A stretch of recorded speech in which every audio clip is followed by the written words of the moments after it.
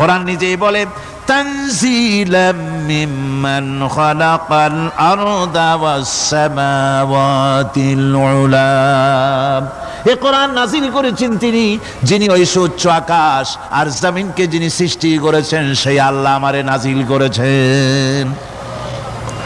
কোরআনের কাছে কেউ যদি প্রশ্ন করে, ও কোরআন, এই পৃথিবীতে নাযিল হওয়ার আগে তুমি কোথায় ছিলে? কেউ যদি প্রশ্ন করে, কোরআনে কারীম নিজে নিজের পরিচয় শোনায়, আমি কোথায় ছিলাম শোনো। বাল হুয়া কুরআনুম মাজিদুন ফি লাউহিম মাহফুজ। বরং এই কিতাব অতীব মর্যাদা সম্পন্ন সুরক্ষিত ফলকে লিপিবদ্ধ ছিল, আমি ছিলাম লৌহে মাহফুজে, সেখান থেকে এসেছি।